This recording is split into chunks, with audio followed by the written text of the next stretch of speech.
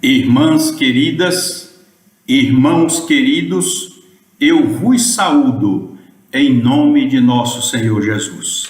Aqui estamos novamente reunidos sob as bênçãos do nosso querido Mestre Jesus, nesta segunda-feira de feriado, para poder comentarmos mais um capítulo do Evangelho segundo o Espiritismo. E desta vez, um capítulo é a essência do amor de Jesus. Fora da caridade não há salvação. Portanto, nós vamos começar esse nosso trabalho aproveitando o tempo para que vocês possamos ter uma mensagem linda, a interpretação, o pensamento da veneranda benfeitora Joana de Ângeles, que nesse instante nós vamos trabalhar. Aqui está o livro O Evangelho segundo o Espiritismo, de Allan Kardec, e aqui nós temos olha, uma agradável surpresa, o livro com a capa nova, tá vendo? Um livro novo, substituído, este é o de Carmélia, o meu ainda não chegou. Então vocês têm aqui Jesus, o Evangelho, à luz da psicologia profunda, quando a veneranda benfeitora Joana de Ângeles, ela vai comentar, atualizar, luarizar o pensamento de Jesus nas suas interpretações deste capítulo. É o capítulo de número 15 do Evangelho segundo o Espiritismo, que tem o título da veneranda benfeitora Joana de Ângeles, Luz da Caridade, na página 135. Portanto, nós temos hoje, fora da caridade não há salvação. O Evangelho segundo o Espiritismo, de Allan Kardec, no capítulo de número 15.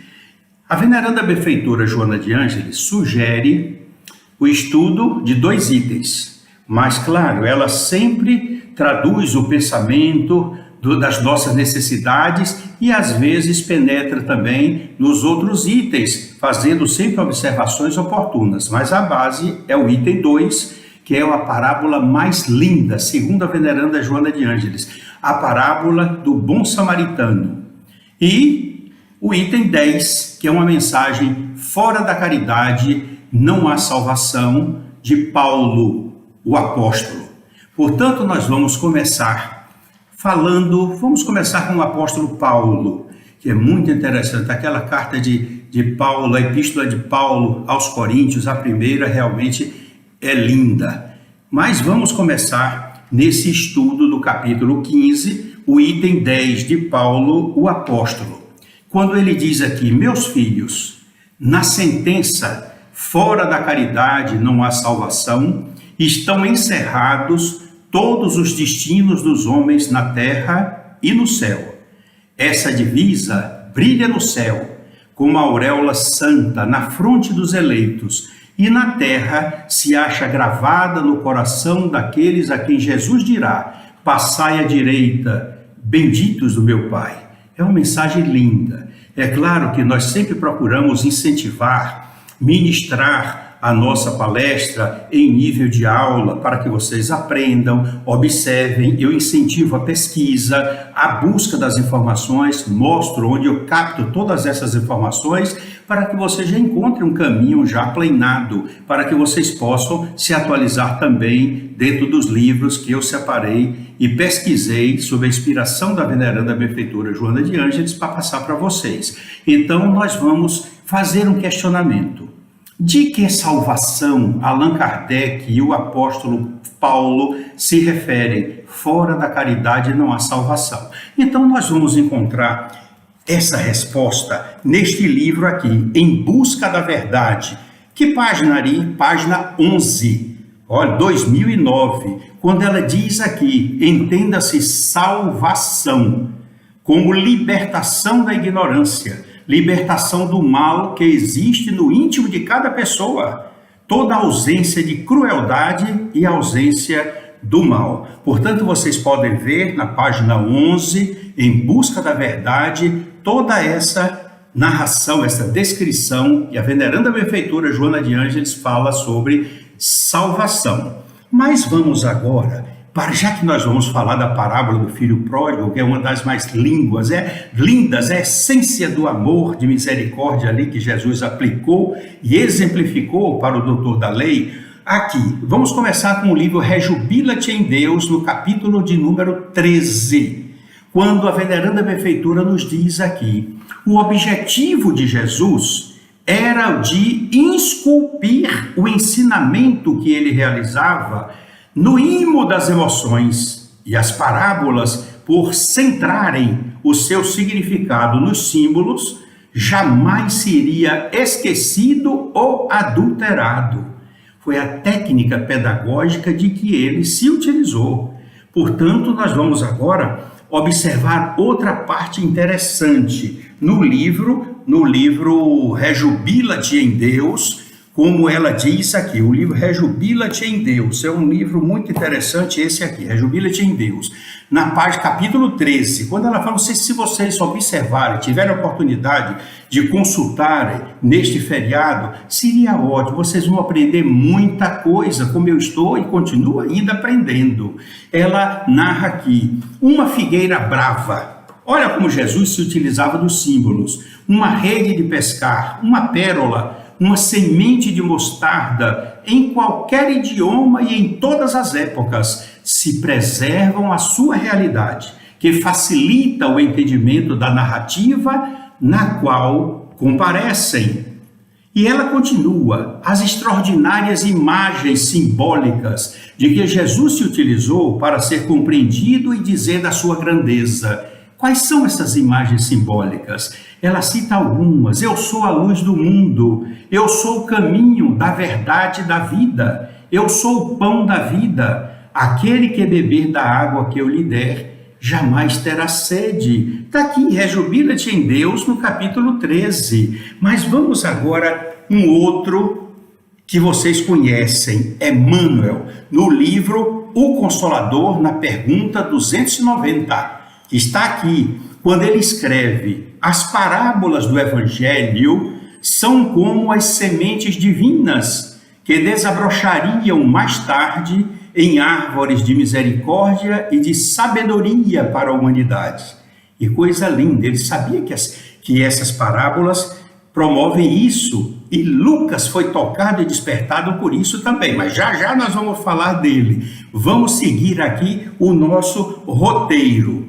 Temos aqui uma observação interessante que vocês podem dizer, mas as parábolas de Jesus? Sim, vamos falar das parábolas de Jesus. É interessante observar, mas aí onde é que eu encontro isso? Onde é que você aprendeu? Está aqui, olha, sou eu, da professora Amélia Augusta do Sacramento Rodrigues. Amélia Rodrigues, aqui tem tudo. A descrição de cada evangelho, como foram feitos, por que das parábolas e por que Lucas foi atraído pelas parábolas. Então vamos ver aqui a identificação. Olha, Lucas, ele escreveu 28 parábolas, registrou 28 parábolas de Jesus. Mateus registrou 10 e Marcos 2. Vocês reparam aí, observam, mas por que Lucas se interessou por 28 parábolas de Jesus e colocou? Olha, Lucas, ele não ouviu nem acompanhou Jesus. Lucas não era judeu.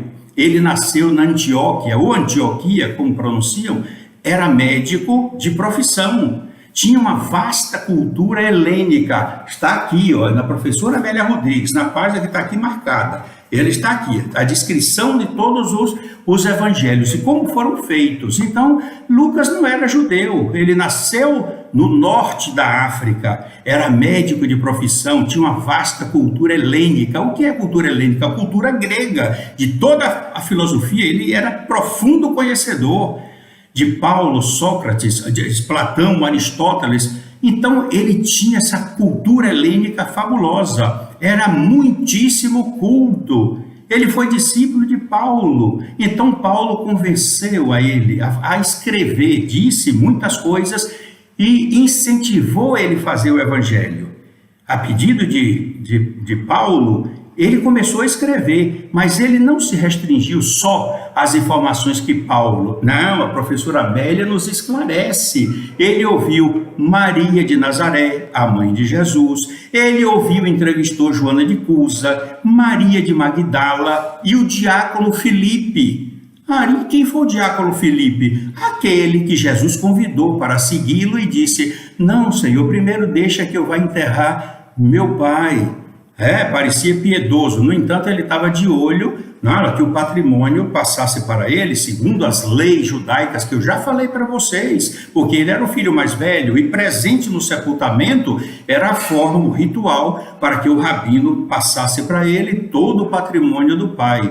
Mas aí é outra coisa, depois ele se casou, ele teve 3 filhas, todas 3 médiuns, eu já falei para vocês, e ele ofereceu toda a sua fortuna posteriormente para a Casa do Caminho, onde lá Pedro estava lá atendendo os aflitos, e todas as noites as filhas se reuniam e recebiam mediunicamente aqueles mártires que morriam sacrificados em Roma.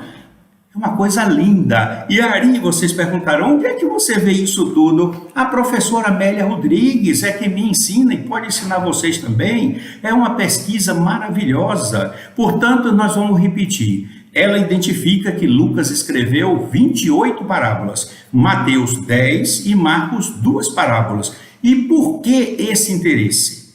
Porque ele tinha a cultura grega, ele sabia que dentro daquelas parábolas, como disse Emmanuel, existiam ali sementes valiosas que o futuro ia fazer germinar e nós iríamos ter conhecimento necessário para ir interpretando. Hoje nós temos aí a veneranda benfeitora Joana de Ângeles, a professora Amélia Rodrigues, que nos ajudam na interpretação, nos esclarecem e lançam luz sobre o pensamento de Jesus, atualizando o pensamento do Cristo com sabedoria, com respeito e fidelidade às lições e o pensamento do Cristo. Assim faz a veneranda benfeitora Joana de Ângeles. E Paulo realmente, para a veneranda benfeitora Joana de Ângeles, escreveu o evangelho mais lindo, mais completo, mais rico, porque também, como Paulo era médico, ele se aprofundou e vê as curas de Jesus e relatou todas.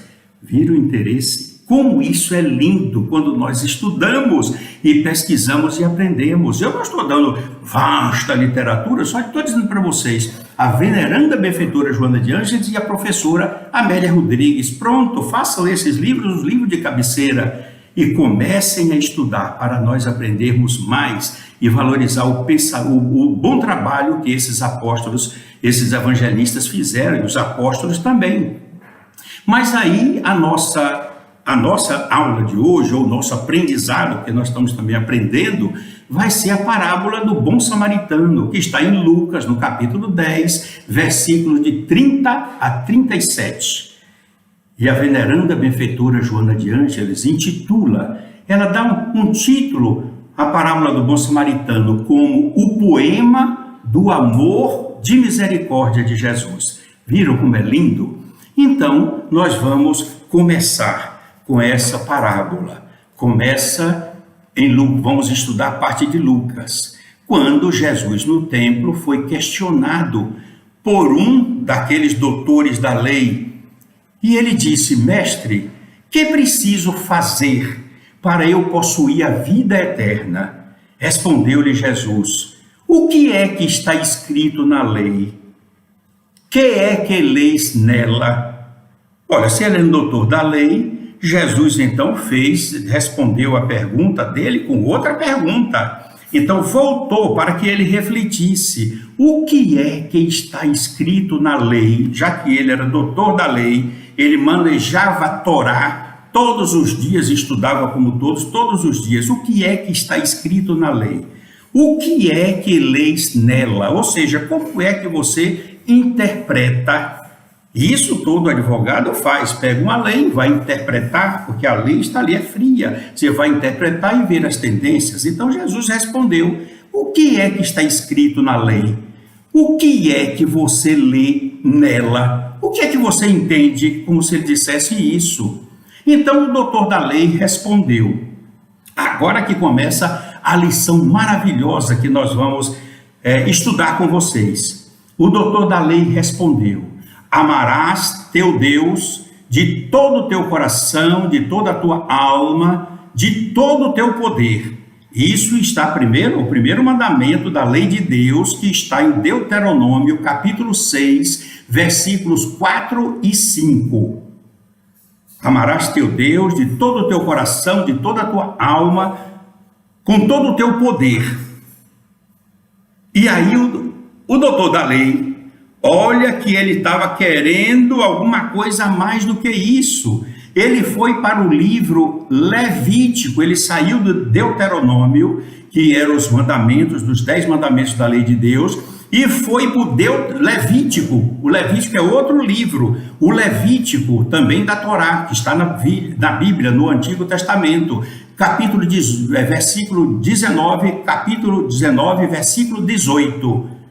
Amarás o teu próximo como a ti mesmo.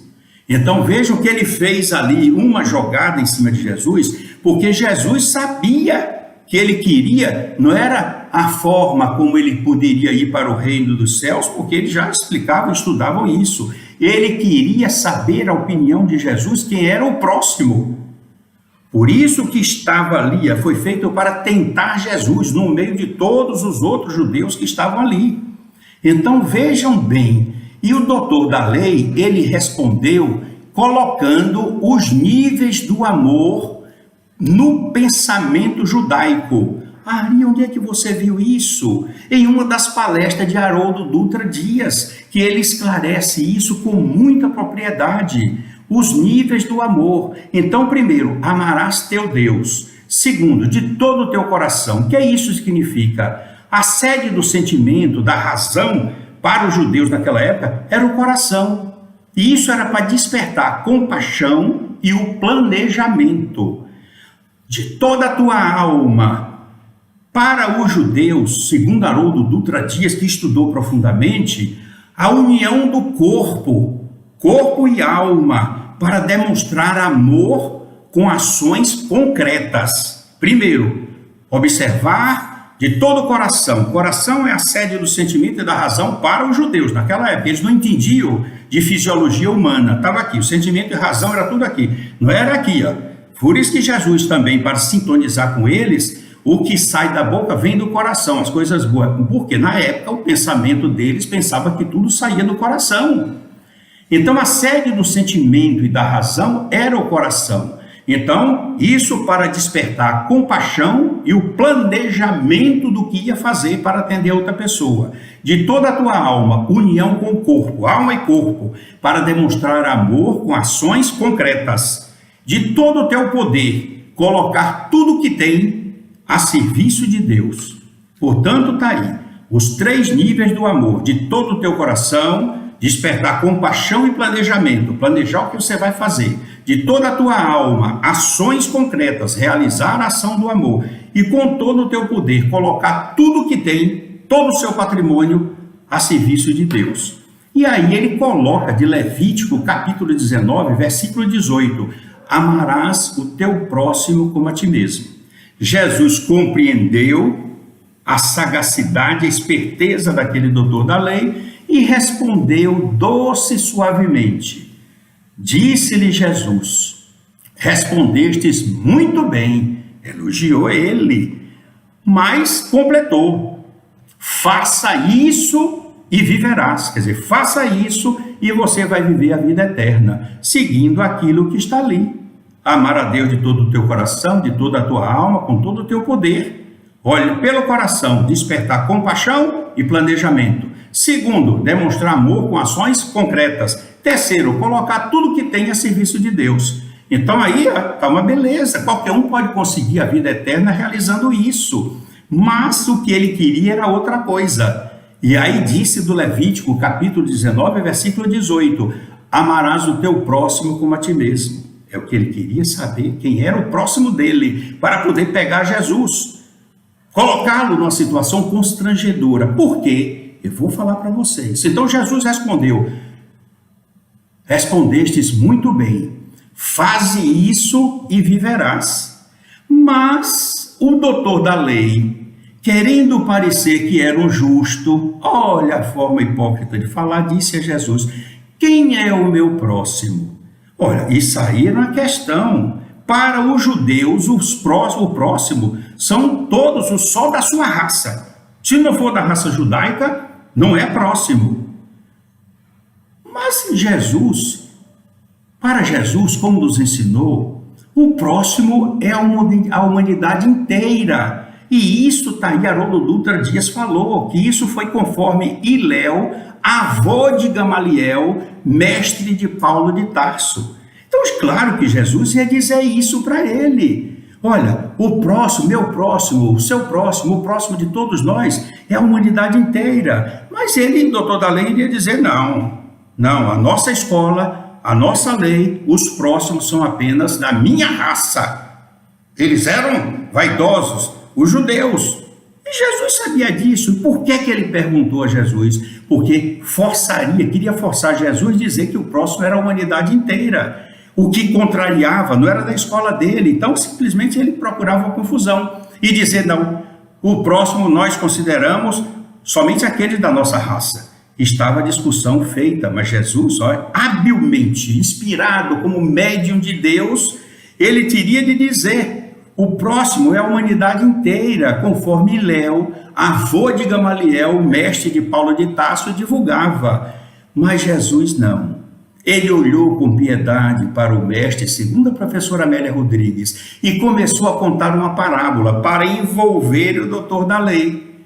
Um homem descia de Jerusalém para Jericó. Jerusalém, o ápice da espiritualidade naquela época, e Jericó, o ápice do materialismo, porque o comércio em Jericó era abundante, o dinheiro corria muito. Então Jesus jogou um símbolo psicanalítico maravilhoso. Descia de Jerusalém para Jericó, despencava, né, do ápice do espiritualismo para o ápice do materialismo. Despojado, ele foi assaltado pelos ladrões, deixaram ele despojado, nu, semi-morto, sem sotaque que pudesse identificar que era um judeu. E para o judeu, quem tocasse no morto, não judeu, era considerado impuro, sujo, porque os ladrões levaram tudo, deixaram ele nu, semi-morto, sem falar. E aí foi que aconteceu.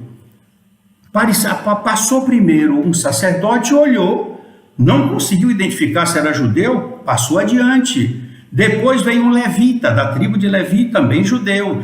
Passou, não pôde identificar, segundo a parábola de Jesus. É uma parábola, é uma história. Passou e não fez nada. Depois veio um samaritano, que era detestado pelos judeus. O samaritano, tendo visto o homem caído, olha como Jesus contou a parábola, encaixando nos níveis de amor que o doutor da lei tinha passado para ele, que está no Deuteronômio capítulo 6, versículos 4 e 5. Amarás teu Deus de todo o teu coração, de toda a tua alma, com todo o teu poder. Então Jesus disse, o samaritano, tendo visto um homem caído, foi tocado de compaixão. Olha aqui, primeira parte, amar de todo o coração, despertar compaixão e o planejamento do que vai fazer conforme a necessidade do próximo que está ali caído. Ele foi tocado de compaixão. Aí vem, o que ele fez depois? De toda a tua alma, o amor com ações concretas. O samaritano desceu do cavalo, colocou óleo, azeite de oliva nas feridas e vinho também nas feridas. O vinho para desinfetar, o óleo para favorecer a cicatrização. Colocou ele no seu cavalo, levou a ele para uma hospedaria, onde cuidou dele. O que é isso? Amor com ações concretas. Teve a compaixão, planejou, viu o que precisava, então colocou óleo, vinho nas feridas, colocou ele no seu cavalo, levou para uma hospedaria e cuidou dele. E aí foi que aconteceu. Precisava viajar, ele então chamou o dono do hospedeiro, deu 2 denários ao hospedeiro e disse, olha, está aí para pagar despesas agora e quando eu voltar eu pago todas as outras despesas. O que é isso? Terceira parte dos níveis do amor, de todo o teu poder, colocar tudo que tem para Deus. Então foi o que ele fez, deu 2 denários ao hospedeiro e assumiu pagar todas as despesas. O maravilhoso que eu acho isso, que a veneranda benfeitora me passou, essa admiração, eu fiquei assim extasiado com essa interpretação, que Jesus usou Dentro do argumento que o doutor da lei colocou, os níveis de amor, ele contou a história que o samaritano cumpriu todas essas etapas. De todo o teu coração, compaixão e planejamento, ele foi tocado de compaixão. Viu o que precisava, colocou óleo e vinho nas feridas, colocou o judeu no seu cavalo, levou a uma hospedaria e cuidou dele. Precisou viajar? Então ele chamou o hospedeiro, deu 2 denários ao hospedeiro para pagar as dívidas, toda a despesa até aquela hora, e assumiu voltar. Quando eu voltar, deve ter dito a ele, pagarei todas as despesas. Então Jesus respondeu, aproveitando a argumentação do mestre, do doutor da lei, e dando tudo de conformidade com Deuteronômio, capítulo 6, versículos 4 e 5. E aí, Jesus faz a pergunta ao doutor da lei: qual dos 3, o sacerdote, o levita ou o samaritano, parece ter sido próximo daquele que caíra em poder dos ladrões? Bastaria o doutor dizer, foi o samaritano. Mas como o samaritano era odiado pelos judeus, principalmente os tradicionais de Jerusalém, abominavam os samaritanos, eram considerados heréticos, ele não falou a palavra samaritano. O doutor respondeu para Jesus, aquele que usou de misericórdia para com o caído. Aí Jesus volta e disse, então vai, disse Jesus, e faze o mesmo. Ou seja, mandou ele fazer as ações citadas na parábola, proporcionadas, realizadas pelo samaritano, considerado herético. Vocês observem a coragem de Jesus para contar e convencer quem era o próximo dele. Era qualquer um que houvesse necessidade. E o exemplo, a personagem que Jesus identificou na parábola foi o samaritano, que era odiado, perseguido, considerado herético, que ajudou o judeu. Então, o mestre, o doutor da lei, deve ter engolido aquilo, como dizemos aqui na Bahia, no seco. Porque Jesus diz, vá e faze o mesmo. E aí, o que é que acontece? Precisamos de conselhos agora. Como poderemos seguir essa determinação de Jesus? Vai e faça o mesmo. Poderia ser para mim. Se eu fosse Jesus, eu diria, vai e faça o mesmo. Você que está me ouvindo, vá e faça o mesmo. Vá atender os necessitados, procure ajudar. Seja o próximo também dos outros, como os outros serão seus próximos. E procure observar com o coração, veja a necessidade, o planejamento, tenha compaixão e planeje o que precisa para fazer a caridade certa, direcionada para a necessidade do outro. Vamos aqui, Tesouros Libertadores, capítulo 29, quando ela diz aqui, avança pelas trilhas inesquecíveis da mensagem do bom samaritano e demonstre como o amor é amplo, sem distinção de classe, sem distinção de condições, de ódios e rancores, sendo o hálito de Deus é o amor, que sustenta todas as criaturas. Viram como isso é lindo? Vamos a outros conselhos aqui. Olha aqui do livro Segue em Harmonia, no capítulo de número 8. Todos aqueles que conhecem Jesus têm compromisso com o seu ministério, que é o de ensinar a verdade e viver retamente ante a justiça e o dever. Você que conhece Jesus, eu que conheço Jesus, interpretando o pensamento da veneranda benfeitora Joana de Ângeles, nós podemos confirmar e ratificar. Todos nós que conhecemos Jesus temos um compromisso com o seu ministério, o ministério dele, que é o de ensinar a verdade com letra maiúscula, que no livro, aqui está, no Evangelho aqui, no livro, esse aqui, ó, Jesus, o Evangelho, à luz da psicologia profunda, na página 32, diz que a verdade, na sua essência mais penetrante e profunda, é Deus.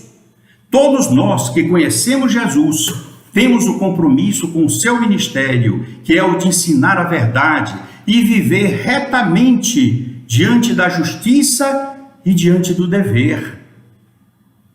Agora vem um pensamento que eu acho maravilhoso. Está aqui, ó, Luz nas Trevas, capítulo de número 2, que tem o título Responsabilidade Espiritual de todos nós. Olha o conselho que ela diz.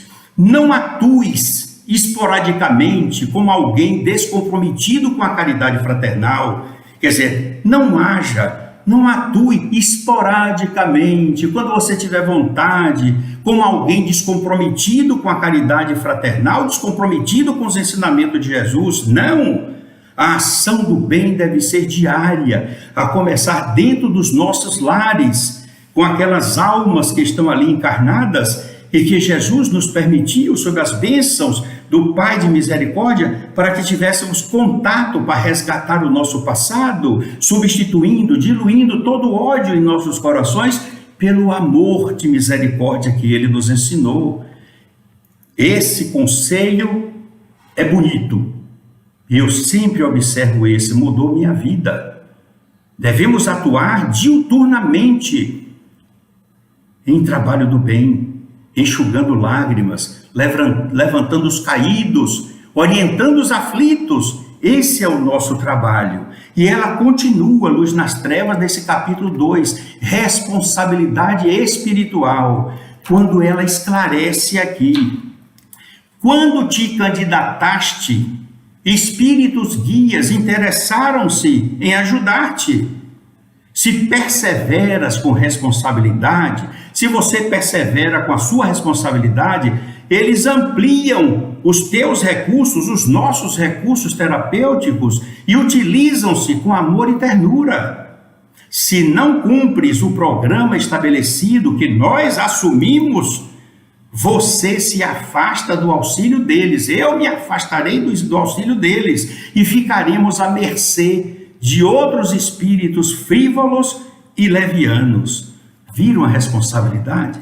Se nós amamos Jesus, se nós absorvemos o pensamento dele através da doutrina espírita codificada por Allan Kardec, não podemos ficar inertes, envolvidos e deixando-se envolver pela preguiça ou pelas atrações da matéria. O trabalho do bem é constante. Quem tem fome tem de comer hoje, porque amanhã pode não estar vivo. Quem está chorando precisa de um consolo hoje, que enxuguemos as lágrimas e orientemos, coloquemos o nosso ombro para consolo, para que ele dê um abraço. Tudo isso é necessário, e o mundo está oferecendo tantas vítimas e tantos necessitados que nós não precisamos escolher. Dentro do nosso lar, já começamos a ter os necessitados junto do nosso coração. Segue em harmonia. Cadê ele aqui de novo? Olha, capítulo 8, quando Joana de Ângeles escreve: e Jesus, o mestre ressuscitado, que retornou ao convívio dos seus por amor, permanece esperando a decisão de cada um para segui-lo, ou permanecer na ignorância e na desdita por eleição própria. Nós devemos todos em uníssono dizer: não, Senhor Jesus, nós seguiremos os teus passos, nós absorveremos a tua doutrina, nós realizaremos o bem conforme a recomendação que o Senhor nos determinou. Amai-vos uns aos outros como eu vos amei. Vamos fazer isso. E aqui também, no capítulo 8, ela nos dá um conselho, como se estivesse vendo cada um de nós. E eu vou tirar da segunda pessoa para colocar na terceira, para que o atendimento seja mais fácil para quem está nos ouvindo e acompanhando. Rasgue, rompa a carapaça que impede os seus movimentos, o meu movimento, e saia a cantar a compaixão, o conhecimento da verdade e a vivência do amor, dando a nossa contribuição para tornar as pessoas menos felizes e mais plenas de ternura, olha que ela continua, distendendo os braços gentis a quantos se te acerquem, onde estejas, e conforme te encontres, sentirás as carícias da fraternidade, orvalhando o seu espírito. Orvalhando é o orvalho, quer dizer, olha, trazendo umidade celestial para o nosso espírito, enquanto o amor te ampliará os contornos do sentimento e te oferecerá a indescritível alegria de viver. Mas como isso é a realidade de quem ama, é a realidade de quem contribui com Jesus, distendendo os braços, abrindo os braços, gentis, não é com raiva, distendendo os braços gentis, a quantos se te acerquem, onde estejas e conforme te encontres, sentirás a carícia da fraternidade, orvalhando o teu espírito, enquanto o amor nos ampliará os contornos do sentimento e nos oferecerá a indescritível alegria de viver. Viram a recompensa como é linda para se fazer o bem? Por isso, meus queridos irmãos, nós vamos fechar com o pensamento da veneranda benfeitora no livro Jesus o Evangelho à luz da caridade, quando ela nos diz aqui: não poderia haver melhor modelo para ensinar o amor que se esplende na ação da caridade do que a figura do samaritano escolhida por Jesus, considerando o seu desvalor, o seu pouco valor para os judeus, a indignidade que lhe atribuíam. Sendo samaritano, quem socorre o adversário sem fazer qualquer interrogação, sem ao menos se lembrar de que aquele judeu que está caído e espoliado é alguém que sempre o maltrata e o desconsidera, e que, por sua vez, deixaria o samaritano aos abutres e à morte, sem qualquer sentimento de culpa, caso a situação fosse oposta. Quer dizer, se o samaritano fosse assaltado, estivesse ali, olha, nu, quase à morte, o judeu passaria ao lado, deixaria aos abutres e à morte, sem qualquer sentimento de culpa. Então o samaritano sabia disso tudo, sabia, compreendia, mas ele mesmo assim foi, sabendo que continua que aquele judeu caído, quando se recuperasse da saúde, quando se recuperasse, primeiro, sabendo que foi o samaritano que ajudou, não ia agradecer ao samaritano e continuaria odiando o samaritano. Mesmo assim, o samaritano, sabendo de tudo isso, ele fez a caridade.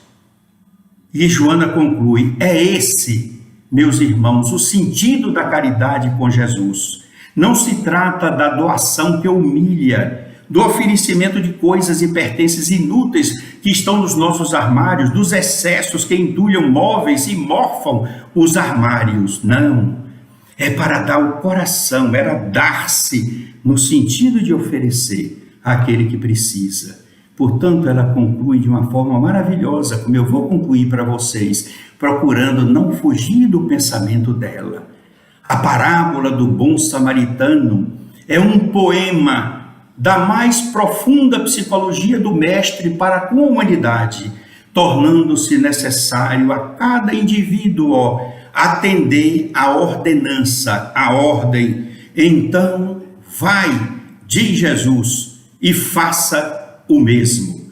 É assim, meus queridos irmãos, que nós devemos fazer. É assim que nós devemos proceder para que a nossa vida seja iluminada por esse amor e abençoada por Jesus em todos os minutos da nossa existência.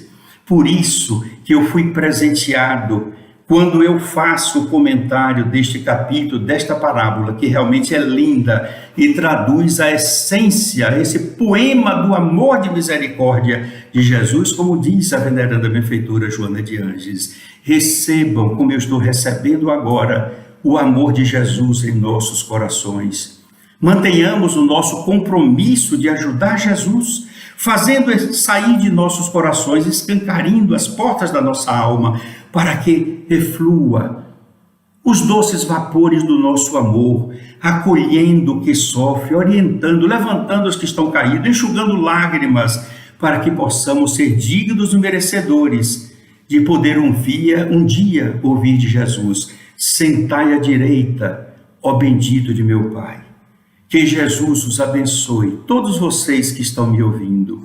Que Jesus os envolva com muita paz, com muita luz, com muita ternura e com muito afeto. E que jamais, jamais vocês abandonem das fileiras do Evangelho à luz da psicologia profunda, sob a égide do Evangelho segundo o Espiritismo, codificado pelo nosso irmão Allan Kardec, porque as luzes da doutrina espírita, codificada pelo mestre de Lyon, Allan Kardec, é o farol para as nossas vidas, fazendo com que sintamos o Evangelho de Jesus com mais esplendor, com mais amor à humanidade, com mais vontade de servir, tendo o prazer de amar indistintamente.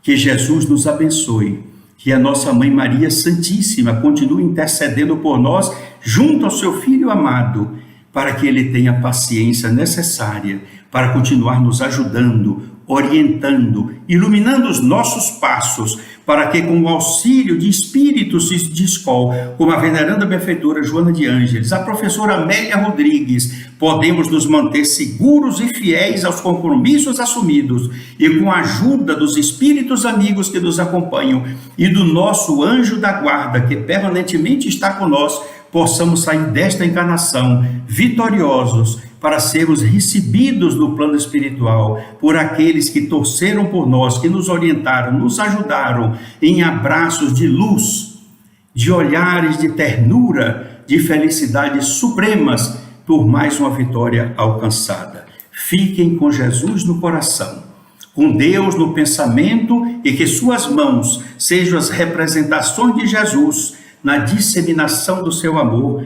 na face da terra, porque o amor é a força maior e a única capaz de mudar toda essa face da terra que nós vemos hoje, para que ela se transforme num mundo de regeneração.